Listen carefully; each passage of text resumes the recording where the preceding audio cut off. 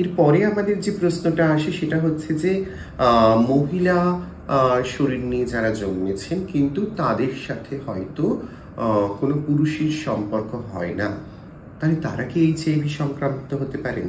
তারা কি এসটিআই মানে যৌন রোগ সংক্রমিত হতে পারেন? অবশ্যই হতে পারেন। তার কারণ তার যে পার্টনার সে যে অন্য কারোর সাথে অন্য কোনো পুরুষের সাথে সম্পর্ক করছে না, তার যে শরীরে এইচআইভি নেই এটা আমরা তো কেউ বলতে পারবো না, ফলে সেখান থেকে হতে পারে। এছাড়া এইচআইভি শুধুমাত্র তো সেক্সুয়াল রিলেশনশিপের মাধ্যমে ছড়ায় না, এইচআইভি রক্ত নিলে আসে, এইচআইভি একই ইঞ্জেকশন সিরিঞ্জ ব্যবহারের মাধ্যমে আসে, বাবা মায়ের থাকলে তাদের সন্তানের এইচআইভি হতে পারে, গর্ভাবস্থায় যে সন্তান আছে তা হতে পারে। ফলে এইচআইভি কিন্তু 4টি রাস্তা দিয়ে আসে, শুধুমাত্র সেক্সুয়াল ওয়েতে আসে না।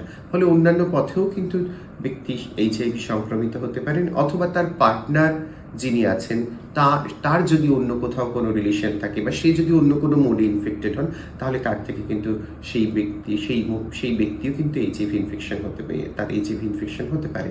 আর এইচআইভি ইনফেকশন ছাড়া অন্য যে ধরনের যৌন সংক্রমণগুলো রয়েছে সেগুলোও কিন্তু দুটি মহিলা মানে মহিলার মধ্যে সম্পর্কে ছড়াতে পারে। এমনিতেই মহিলাদের কিছু আরটিআই থাকে যেগুলো খুব কমন আরটিআই, সেগুলোও কিন্তু সেক্সুয়ালি ট্রান্সমিটেড হয় এবং তখন সেটাকে এসটিআই হিসাবেই আমরা গণ্য করবো, কারণ সেক্সুয়ালি সেটা ট্রান্সমিটেড হচ্ছে। ফলে তার পার্টনারের থেকে হতে পারে এইচআইভি ইনফেকশন, তার পার্টনার থেকে আরটিআই যেটা এসটিআই হয়ে তার শরীরে আসতে পারে।